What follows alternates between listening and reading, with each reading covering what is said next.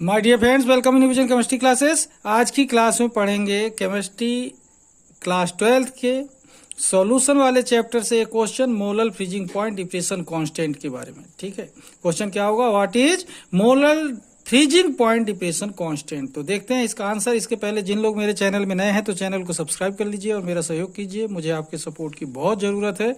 और देखते हैं इसका आंसर। देखें, molal freezing point depression constant can be defined as, एक फॉर्मेलिटी वाली लाइन है, आंसर तो आगे।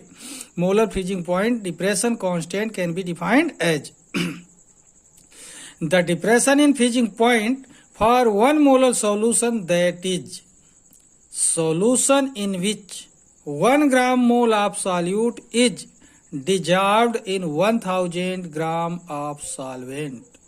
Once again, the depression in freezing point for 1 molar solution, that is solution in which 1 gram mole of solute is dissolved in 1000 gram of solvent. Okay. अब थोड़ा सा देखते हैं आगे। ओके, वीडियो में बने रहना। तो देखें यहां पर क्या होता है, molal freezing point is directly proportional to molality. ध्यान रखना, ये मेन पॉइंट है। Molal freezing point is directly proportional to molality, that is del T F proportional small F. ये डेल टी एफ क्या है, मोलल फ्रीजिंग पॉइंट है। क्या है, मोलल फ्रीजिंग पॉइंट है। और स्मॉल एफ क्या है, मोलैलिटी है। तो यहां पर क्या देख रहे हैं, molal freezing point is directly proportional to molality, that is del T F proportional small M. Next time हमने यहां पर प्रोपोर्शनल तोड़ा तो del T F equal to के एफ इंटू स्मॉल एम, मतलब स्मॉल एम मतलब मोलैलिटी। यहां पर के एफ एक प्रोपोर्शनैलिटी कांस्टेंट है और इसी को बोलते हैं molal freezing point depression constant.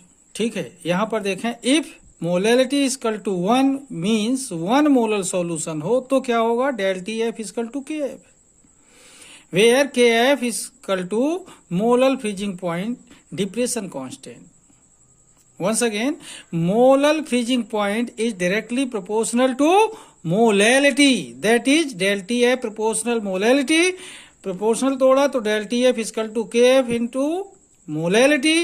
If molality equal to 1 हो मीन्स 1 मोलल सॉल्यूशन हो तो del T F equal to के एफ, वेयर के F equal to molal freezing point depression constant and it's unit is kelvin kilogram mole inverse.